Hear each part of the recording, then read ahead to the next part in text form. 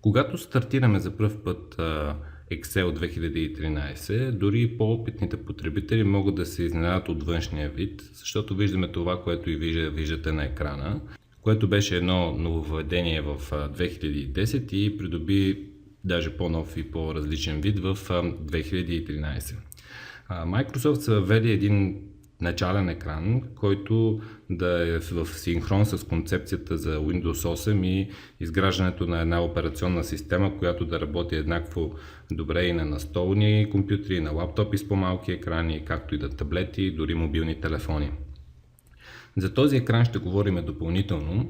На този етап аз ще кликна на Blank Workbook, което отваря празен екселски файл.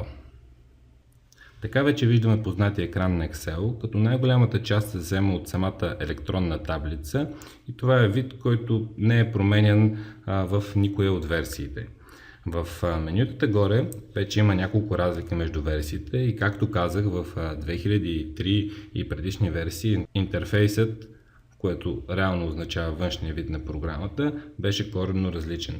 Ако се замислите колко отдавна беше 2003 година, и същевременно колко бързо се развиват IT технологиите, то няма да се очудите защо препоръчвам да работите с версия поне 2007, която е с по-новия интерфейс, много подобен на този, който виждате тук в 2013.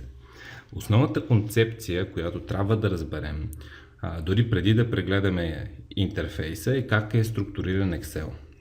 Microsoft наричат един екселски файл Workbook или работна книга на български.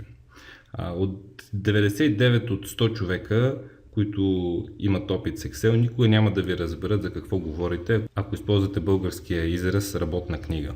Една такава работна книга или Workbook е просто един екселски файл. Аз ще използвам израза екселски файл вместо термина работна книга, за да избегнем всякакви недоразумения. Един екселски файл може да съдържа няколко листа или на английски sheet, които се виждат отдолу. В предишните версии по подразбиране при отваряне на празен файл имаше по 3 листа, в тази версия Excel ни прави само един лист, но ние лесно, просто чрез бутончето може да си добавим още един, ако пожелаем, и ще обясним по-подробно в следващите уроци кога ни е необходимо това. От своя страна, всеки един лист има клетки, като всяка клетка има номер, стойност и съответно характеристики. След като вече знаем тези основни неща, нека да разгледаме екрана, който е пред нас. В най-горната част имаме лента за бърз достъп, в която са най-често използваните команди, като записване на файл, undo, redo, чрез които правим връщане назад в действията ни и отваряне на файл. Тук лесно може да добавим иконки, които ние използваме често, но от Microsoft са решили да не ни ги сложат. Просто чрез тази стрелкичка надолу може да натиснем и аз обичам да имам New тук, поне Open за отваряне на нов файл. И това, което използвам също така е Print Preview. За някои от тези неща може да използваме и клавишни комбинации, бързи клавиши, но може да ги използваме и от тук да си ги добавим, така че да бърз достъп да имаме до тях. Ако пожелаем да имаме различна команда от тези, които са най-често използваните тук, може да кликнем на още команди и тук вече Excel ни дава един огромен списък от различни команди и може да си добавиме някоя различна команда, например Save As, ако пожелаем да си добавим чрез бутона Add. Натискаме OK и тя се получава тук. На този принцип работят всички продукти от Microsoft Office, така че това може да си го направите и в Word, ако пожелаете. На този етап няма нужда да се задълбочаваме. В процеса на работа вие може да прецените кои команди са най-често използвани и просто да си ги добавите по начина, по който показах. Следва Ribbon раздела, където всъщност е най-голямата разлика между различните версии на Excel.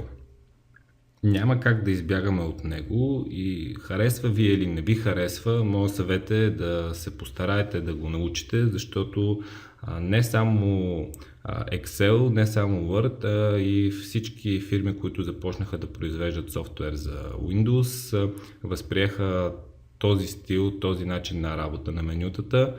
Така че ако сте от хората, които по-дълго време са работили с тези програми и са свикнали от старите менюта, които бяха тип падащи менюта с малки иконки, това вече е стара технология, никой не я използва. Всички преминаха на този рибен интерфейс. Съветът ми е, постарайте се да го научите. Единственият начин да работите с по-нов софтуер е да използвате рибен интерфейса. Тук вече имаме няколко различни раздела и когато кликваме на всеки един от тях, получаваме различни инструменти, в зависимост от това какво искаме да постигнем. Сега няма да разглеждаме всеки един от тях, просто в процеса на работа с различните примери ще демонстрираме кои инструменти какво правят. Логиката е, че ако искаме да вкарваме изображения и диаграми, то тогава може да влезем в раздела Insert и ще видим инструментите за това нещо. Ако искаме пък да правим настройка за печат, може да влезем в раздела Page Layout, където са съответно настройките за печат. Под тези менюта виждаме един ред, като в най-лявата му част тук виждаме номера на клетката, в която ние се намираме. Ако сме на клетката, ще ни напише новия номер на клетката на текущата клетка.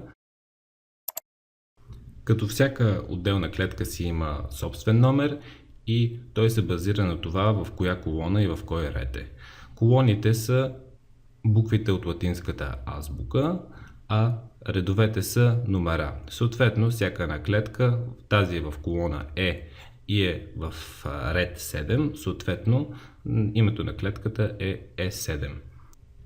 Когато свършат буквите от азбуката,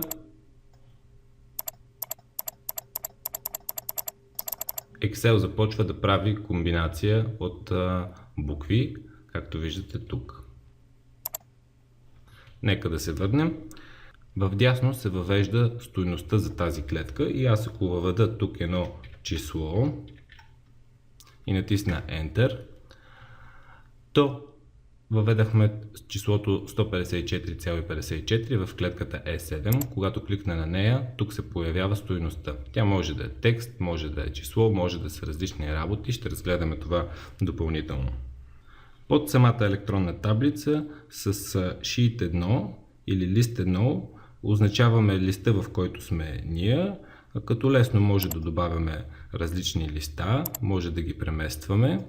Задържам и премествам листа, за да го преномерирам или по-скоро да го подредя както на мен ми харесва. И когато кликваме на всеки лист може да има различни данни. В долния десен ъгъл са иконките, които ни променят изгледа на екрана. За тях ще говорим допълнително, те не се използват толкова често, само в някои конкретни случаи е добре да ги използваме, но за сега трябва да знаете, че случайно ако е натисната някоя от тези иконки и например вашия Excel изглежда по този начин, то трябва да натиснете на този поглед, който е нормален, така са го нарекли. Не бих казал, че другите са ненормални, но този поглед е нормален и когато цъкнете на него ще видите стандартния вид, в който е Excel и който най-често ще използваме. Тук е инструментът, чрез който може да увеличаваме и да намаляваме нашата таблица. Аз лично предпочитам да задържам бутона Control и с скролчето на мишката нагоре и надолу, когато ми се налага да увеличавам, мога да увеличавам и намалявам таблицата. Нека да я сложим на 100%, както нормално изглежда. Накрая в горния десен ъгъл може да видите долната стрелкичка за минимизиране, този правоъгълник за увеличаване на екрана и хиксчето за затваряне на прозореца, стандартни Windows-ки менюта, така че няма да се спираме на тях. Разгледахме вече няколко основни неща, няколко принципа за Excel. Нека най-накрая да преминем към следващия урок, в който ще започнем вече реалната работа с Excel.